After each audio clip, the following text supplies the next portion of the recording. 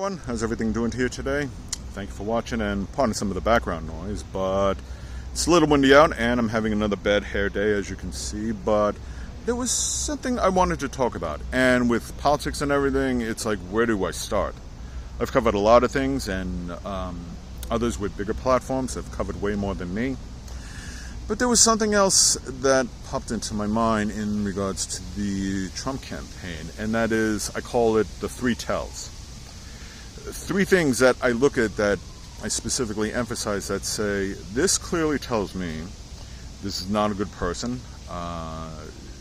They're not in it for ourselves. The people in party he represents are not for the working class. Now, if you're a MAGA head, you're probably not going to want to hear this, but I'm going to say it anyway. And if you decide to listen, great, thank you. If you're already in opposition to Trump, there's plenty of things you could already think about to explain why. But these are the three things that really stand out the most, and you'll understand why when I explain them. And even if you're a MAGA head, it's a little hard to deny. And it was when he said at the, I believe it was the rally in Las Vegas, where he outright said, and I may get the wording a little off, he says, "I don't care about you. I only care about your vote." He said that, okay? Again, I might be a little off on the details, but the overall message was loud and clear. And that is actually the one time where I honestly believe he's telling the truth, and I believe him. And I got no reason to doubt that he's just lying. Now, of course, all the MAGA heads are out there going to be like, "Oh no, he was kidding, it was a joke." That's the common excuse you get. Pardon me, the little win, but they always say, "Oh, when he says something bad or he says something stupid," which is pretty much routine, it's the norm, you always want to make an excuse for it. And hey, he was just joking, huh? I guarantee if Joe Biden and Kamala Harris said that, you guys would be singing a lot different tune. So that's tell number one. Tell number two was during the twisted interview he had with Elon Musk. And at one part, I forget who brought it up, but they mentioned how that, I think it was Elon that said that if they were protesting against his company, he would just fire them all. And Trump kind of agreed, and they laughed at that. They chuckled at it. Yeah, two people of wealth thinking how great it would be to deprive workers of their right to a protest, as long as they're doing it peacefully, or their right to go on strike, I should say. If workers feel they're being unfairly treated, and there's no union to back them up, and they decide to go on strike, that is their right. But according to them, you should just fire them because, hey, when you're a billionaire, why not? Stop down on the little guy, right?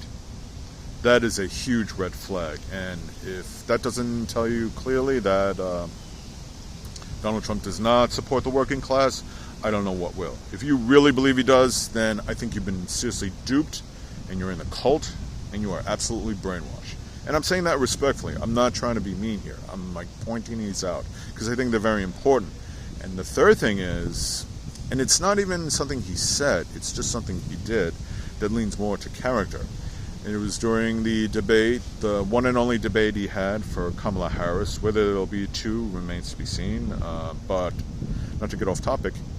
It was when, and I mentioned this before, she approached him to shake his hand. He didn't approach her. He stayed at his podium, and she walked up to him and shook his hand. And looking at the mannerism of everything, and I could be off on this. This is more of a hunch than actual something he definitely said that, we interpret. He did it reluctantly. I don't think he wanted to shake her hand. I really don't believe that.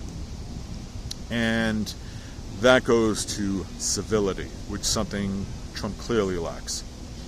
And it's not even that one example. I could give you a whole slew of examples, from bad behavior to bullying to saying crude things to being condescending to just overall being mean, to also hurting people and taking delight in hurting people. But that right there, if you're with your opponent and you can't shake hands and be a gentleman about it, or a lady, depending on your gender, and, go into any type of opposition or competition, like in an election, and handle it in a civilized fashion, you are not fit to be president of the United States or any other type of leadership role, because that civility leads to character, and character is an important thing in leadership. I've talked about that before. You may just brush it off as nothing, but guess what? To give you a better example, when John McCain went against Obama, which, as we know, he lost to, and he was at a rally speaking to some of the voters there, and one woman called him out as a Muslim, and John McCain corrected her. And that was actually the noble thing to do. Yes, they didn't agree. Yes, maybe John wasn't too pleased with Obama when he lost, but there was something that they still had, in spite of the fact that they didn't always agree on everything. And that was respect. They had a certain considerable amount of respect and civility, and those are important things in leadership. Look at it this way: when John McCain passed away, Obama went to his funeral and spoke on his behalf to his family, and the family outright said Donald Trump is not wanted, who was the acting president at the time. How deranged and how uncivilized do you have to be where the family of a politician says, we don't want you there?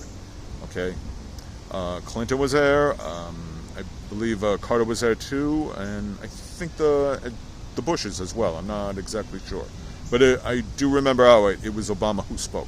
Somebody who he went against in a presidential race and lost to, and yet the family had the grace to say, we want you there to speak on John's behalf. And he was very eloquent, very respectful. Could you imagine Donald Trump doing that? No, not in a trillion years. Because he's not a good person. And maybe you think like, oh, you misinterpreted that. No, Donald Trump is civilized. That's just one example, but that's the one that stayed with me the most out of the most recent examples.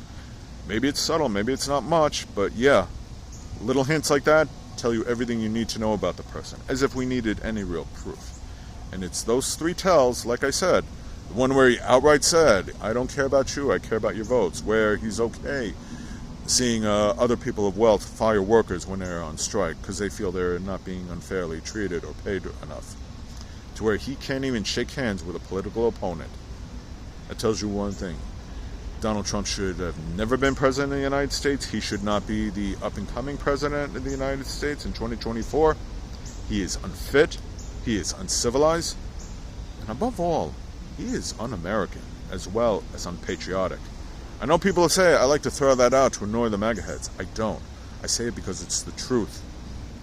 I could throw in some other words, but, I'll keep it more on a positive note and just say he is not looking out for the American people. And to believe otherwise, I don't know. I just think is rather delusional. So, but what do I know? I'm just the woke liberal snowflake, right? Anyway, thank you for watching. I really hope you understand.